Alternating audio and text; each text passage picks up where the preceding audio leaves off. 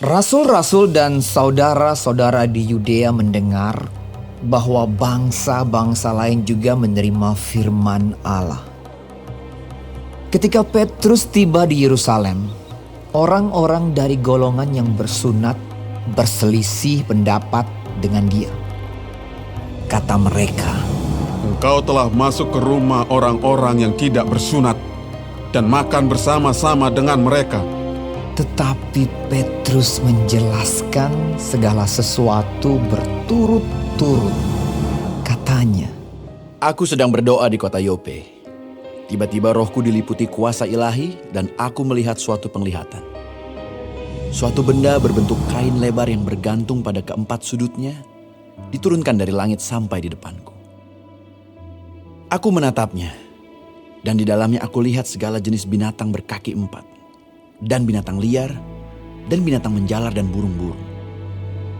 Lalu aku mendengar suara berkata kepada aku, "Bangunlah, hai Petrus, sembelihlah dan makanlah." Tetapi aku berkata, "Tidak, Tuhan, tidak.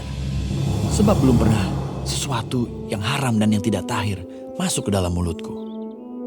Akan tetapi untuk kedua kalinya suara dari sorga berkata kepadaku, "Apa yang dinyatakan halal oleh Allah, tidak boleh engkau nyatakan haram." Hal itu terjadi sampai 3 kali, lalu semuanya ditarik kembali ke langit. Dan seketika itu juga 3 orang berdiri di depan rumah di mana kami menumpang. Mereka diutus kepadaku dari Kaisarea. Lalu kata Roh kepadaku, "Pergi bersama mereka dengan tidak bimbang." Dan 6 saudara ini menyertai aku. Kami masuk ke dalam rumah orang itu. Dan ia menceritakan kepada kami bagaimana ia melihat seorang malaikat berdiri di dalam rumahnya dan berkata kepadanya, "Suruhlah orang ke Yope untuk menjemput Simon yang disebut Petrus. Ia akan menyampaikan suatu berita kepada kamu yang akan mendatangkan keselamatan bagimu dan bagi seluruh isi rumahmu."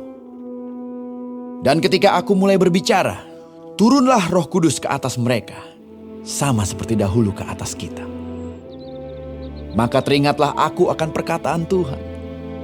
Yohanes membaptis dengan air, tetapi kamu akan dibaptis dengan Roh Kudus.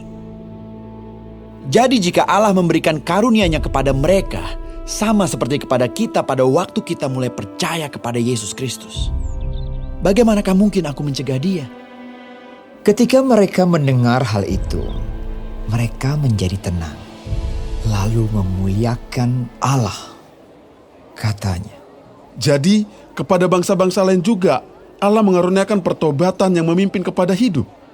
sementara itu banyak saudara-saudara telah tersebar karena penganiayaan yang timbul sesudah Stefanus dihukum mati.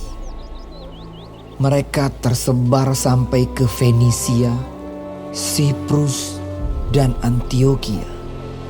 Namun mereka memberitakan Injil kepada orang Yahudi saja. Akan tetapi, di antara mereka ada beberapa orang Siprus dan orang Kirene yang tiba di Antioquia dan berkata-kata juga kepada orang-orang Yunani dan memberitakan Injil bahwa Yesus adalah Tuhan. Dan tangan Tuhan menyertai mereka dan sejumlah besar orang menjadi percaya dan berbalik kepada Tuhan. Maka sampailah kabar tentang mereka itu kepada jemaat di Yerusalem. Lalu jemaat itu mengutus Barnabas ke Antioquia. Setelah Barnabas datang dan melihat kasih karunia Allah, bersukacitalah ia. Ia menasihati mereka supaya mereka semua tetap setia kepada Tuhan, karena Barnabas adalah orang baik, penuh dengan Roh Kudus dan iman. Sejumlah orang dibawa kepada Tuhan. Lalu pergilah Barnabas ke Tarsus untuk mencari Saulus. Dan setelah bertemu dengan dia, ia membawanya ke Antioquia. Mereka tinggal bersama-sama dengan jemaat itu 1 tahun lamanya, sambil mengajar banyak orang. Di Antiokialah, murid-murid itu untuk pertama kalinya disebut Kristen. Pada waktu itu, datanglah beberapa nabi dari Yerusalem ke Antiokia. Seorang dari mereka yang bernama Agabus bangkit dan oleh kuasa Roh yang mengatakan bahwa seluruh dunia akan ditimpa bahaya kelaparan yang besar. Hal itu terjadi juga pada zaman Claudius.